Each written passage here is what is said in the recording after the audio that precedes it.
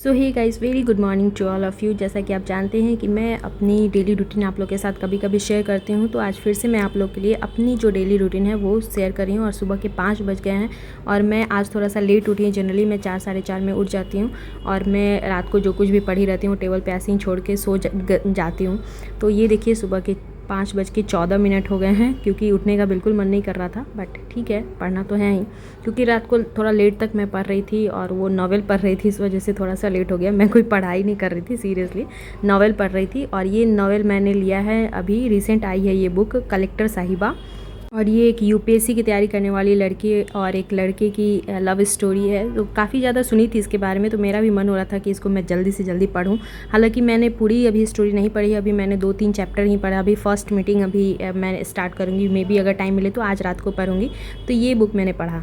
इसी के साथ मैं अपनी अब आज की रूटीन जो है वो शुरू करती हूँ। और जैसा कि आप लोगों को पता है कि मैं सुबह सो के उठती हूँ और 1 गिलास गर्म पानी पीती हूँ और साथ में अपने दिन की शुरुआत करती हूँ भगवान के कोई भजन से या फिर कुछ अच्छे कोट्स। मतलब ज़्यादातर मैं भजन ही सुनती हूँ, चाहे किसी भी भगवान का भजन हो या आरती हो या कुछ भी, कोई भी अच्छा सॉन्ग हो, तो मैं उसी से अपने दिन की शुरुआत करती हूँ। क्योंकि मुझे एक पॉजिटिव वाइब्स मिलती है और अच्छा लगता है, माइंड डाइवर्ट नहीं होता। अदरवाइज़ आप यूट्यूब खोलोगे और कुछ भी रील्स वगैरह देखने लगोगे तो फिर आपका जो दिन है वो प्रोडक्टिव नहीं लगता है कि मैं उठते ही अपना टाइम वेस्ट कर दी। तो इस वजह से मैं भगवान का भजन सुनती हूँ और उसके बाद से मैं पानी पीते हुए उस चीज़ को एंजॉय करती हूँ।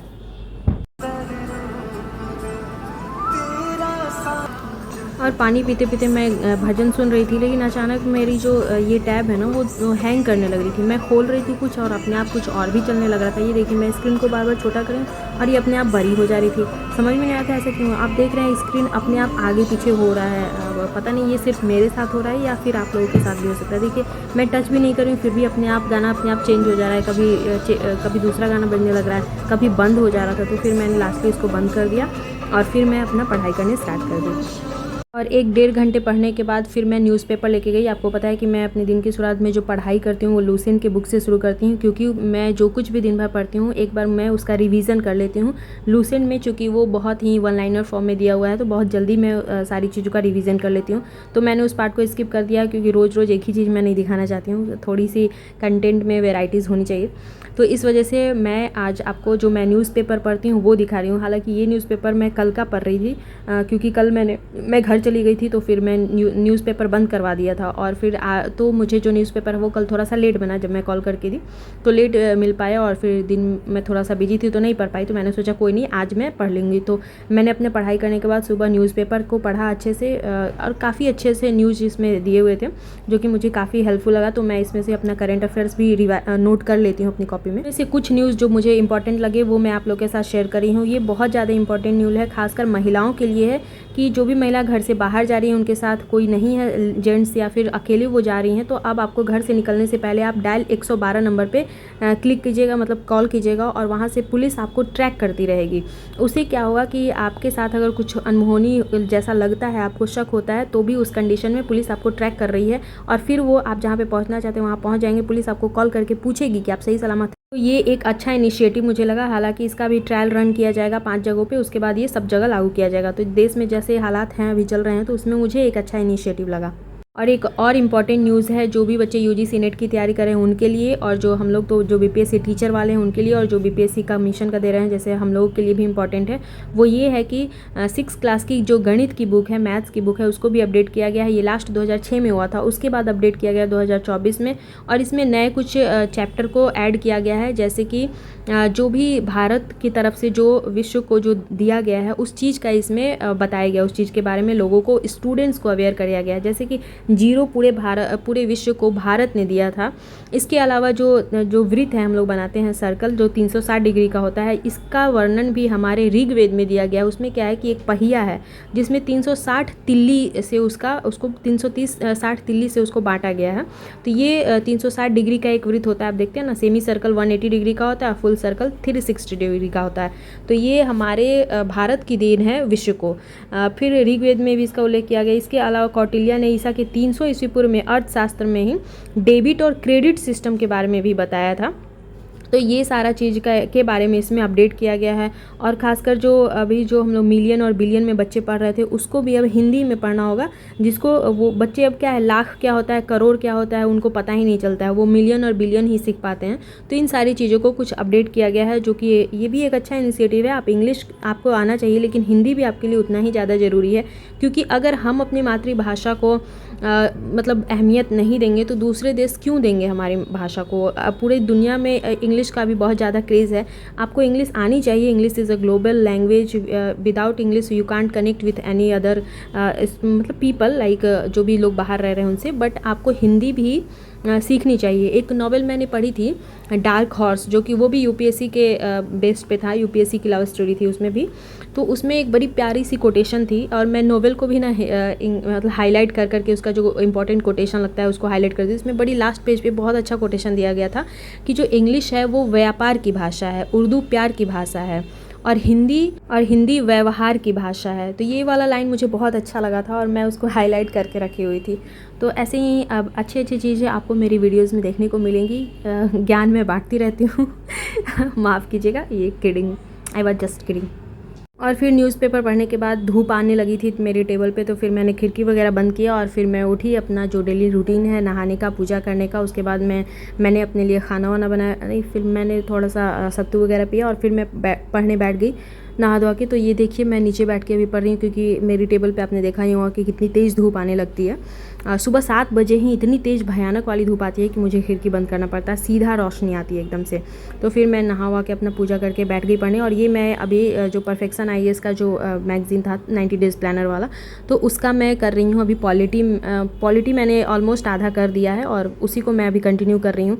उसके बाद मैं फिर अपना जो सेट है यूरिटेरिया वाला 10 मॉडल सेट है वॉल्यूम 1, वो अभी मैं फिर इसके बाद बनाऊँगी और उसके जो भी एनालिसिस वगैरह है वो करूँगी। तो ऐसे ही करके मैंने मतलब जो ये मेरा फर्स्ट आवर का पढ़ाई है। उसके बाद फिर मैं 2 बजे जब खाना वगैरह खा के थोड़ा देर सोती हूँ, फिर उसके बाद से जब उठती हूँ तो फिर उसके आगे की जो भी पढ़ाई है मैं फिर उसके बाद करती हूँ। उसके अलावा आप लोग के लिए जो भी मैंने अभी होमवर्क सीरीज शुरू किया है तो वो डे 1 मैंने अपलोड कर दिया। आई होप आप लोग उसको अच्छे से पढ़ेंगे और रूटीन वाइज पढ़ेंगे। और फिर आज मैं आप लोगों के लिए डे 2 भी अपलोड करूँगी, वो भी आप लोग देख लेना अच्छे से। और उसको लिख के मैं कहूँगी कि आप उसको अपना नोट्स बनाते जाइए, क्योंकि एग्ज़ाम के टाइम पे ना अपनी कॉपी को हार्डली आप 2 से 3 दिन में पूरा इस पार से उस पार रिवीजन कर सकते हैं। लेकिन आप किसी की वीडियो देखकर या फिर कोई बुक चाहोगे कि आप गाइड बैठ कर पढ़ लो, तो वो पॉसिबल नहीं है, मैं बार बार बोलती हूँ। और एक बार ही आपको सब कुछ पढ़ना है, उसके बाद वो आपको याद रहेगा, उसको बार बार पढ़ने की ज़रूरत नहीं है। जैसे कोई एक कहानी पढ़ लेंगे ना आप, तो वो आपके माइंड में रहेगी। आप एक बार पढ़िएगा और उसके बाद से हमेशा के लिए वो आपको याद हो जाएगा। और एक चीज़ मैं आप लोग के साथ शेयर करने भूल गई, जिस दिन मेरी नेट वाली एग्ज़ाम थी तो उस दिन वहाँ पे पीएनएम मॉल के जस्ट बगल में ही सेंटर था मेरा इऑन डिजिटल वाला। तो वहाँ से आते टाइम जस्ट पैदल ही, अभी वहाँ से दूर जाके ऑटो मिलती है ना, तो वहाँ से आने के बाद ये मैंने पीएनएम मॉल में देखा। तो ये बाहर का ही, अंदर जाने का तो हिम्मत नहीं किया, क्योंकि इतनी ऑलरेडी लेट हो चुकी थी कि आई वॉज टोटली एग्जॉस्टेड, तो मन ही नहीं किया कि अंदर जाऊँ। लेकिन बाहर में मैंने देखा कि बहुत अच्छा ये बच्चे लोग को खेलने के लिए लगाया हुआ था, गाड़ी वाड़ी देख रहे थे बच्चे लोग, उसमें ड्राइविंग कर रहे थे। और साथ में ये कपड़े वगैरह का वहाँ पे एग्जीबिशन तो नहीं कहेंगे, वो बेच ही रहे थे एक तरह से। तो ये भी कलेक्शन मुझे काफ़ी अच्छा लगा और रेंज भी काफ़ी रिजनेबल थी। 300-400 में टी शर्ट थी और ये सब 1000 में ये पूरा कॉर्ड सेट जो था ऊपर नीचे दोनों का, तो ये मुझे काफ़ी अच्छा लगा। कलेक्शन अच्छे थे, कपड़ा भी अच्छा था, मटेरियल भी अच्छा था, लेकिन इतना ज़्यादा हेक्टिक शेड्यूल हो चुका था कि मेरा मन नहीं किया कुछ भी खरीदने का। हार्डली 5 मिनट में वहाँ पे रुकी, ये सारी चीज़ देखी और फिर मैं अपना बैक टू पवेलियन मतलब अपने घर हॉस्टल आ गई, क्योंकि भूख भी लग रही थी काफ़ी। सुबह 12:30 के निकले अगर 8 बज गया था तो ऑलरेडी घर पहुँचते तो इस वजह से मैंने बस एक बार देखा लुक और फिर सोचा कि कभी बाद में आऊँगी। लेकिन वहाँ का माहौल बहुत अच्छा लग रहा था, बच्चे वगैरह खेल रहे थे, एकदम लेडीज़ थी वहाँ पे। आप देख सकते हैं कि यहाँ पे ये जो कार वगैरह है काफ़ी ज़्यादा, वहाँ पे म्यूज़िक वगैरह बज रहा था, तो अच्छा माहौल लग रहा था एक देखने से। आप देखिए कितना खूबसूरत लग रहा था ये पीएनएम मॉल, तो मुझे सही लगा। ऐसे कि हालांकि हमारे यहाँ मुजफ्फरपुर में भी अभी बहुत सारे स्मार्ट बाज़ार वगैरह खुल चुके हैं, एक तो भगवानपुर में भी बड़ा सा खुला हुआ है, तो ये वहाँ पे भी है। यहीं पे पीएनएम मॉल के बाहर ही मुझे ऑटो मिल गया और वो मुझे मरीन ड्राइव होते हुए लेके आ रहे थे। तो ऑटो में ज़्यादा लोग नहीं थे, 2-3 लोग ही थे, तो मुझे थोड़ा सा डर भी लग रहा था, क्योंकि रात हो चुकी है और अकेले ऐसे ऑटो में बैठ के जाना, क्योंकि मरीन ड्राइव से जनरली हम लोग गांधी मैदान होते हुए आते हैं, तो वहाँ पे मतलब होता है ना दोनों साइड भीड़ भाड़ रहती है, तो थोड़ा डर नहीं लगता है। लेकिन मरीन ड्राइव वाला थोड़ा सा अभी भी सूना सूना लगता है। ये तो फिर भी ये जो दिख रहा है ये वाला पार्ट अच्छा है, लेकिन थोड़ा सा आगे जाने पे थोड़ा सा सुनसान लगता है और देश में ऐसे किस्से जा रहे हैं तो देख ही रहे हैं, तो वहाँ पे मुझे भी बहुत ज़्यादा डर लगता है। इस वजह से मैंने अभी आपको इसी वाले वीडियो में वो शेयर की है 112 वाला नंबर, कि वैसे कंडीशन में आप उसका यूज कर सकते हैं।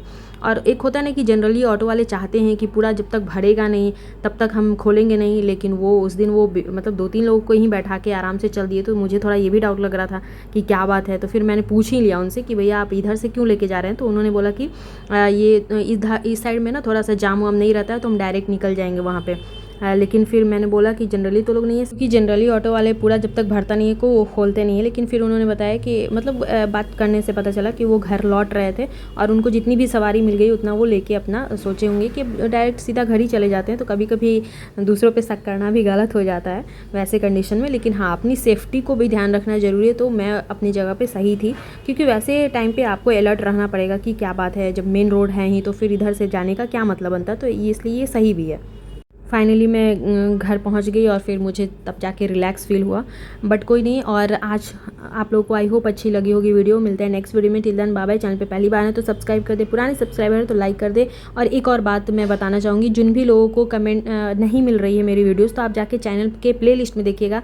मैंने जो प्रीवियस ईयर के क्वेश्चन है जो बिहार यूनिवर्सिटी भीमराव अम्बेडकर मुजफ्फरपुर में है, वहाँ पर जो PG की एग्ज़ाम हुई थी उसके 18 से 20 से लेके, मतलब 18-20 वाला जो सेशन था वहाँ से लेके अभी तक का मैंने पूरा अपलोड क्वेश्चन डाला हुआ है। तो आप एक बार वहाँ पे चेक कीजिएगा। अगर नहीं मिलता है तो फिर आप मुझे कमेंट कीजिए, मैं आपके कमेंट के नीचे ही वो उस वीडियो का लिंक शेयर कर दूँगी, जिससे आपको आसानी हो जाएगी। Till then bye bye.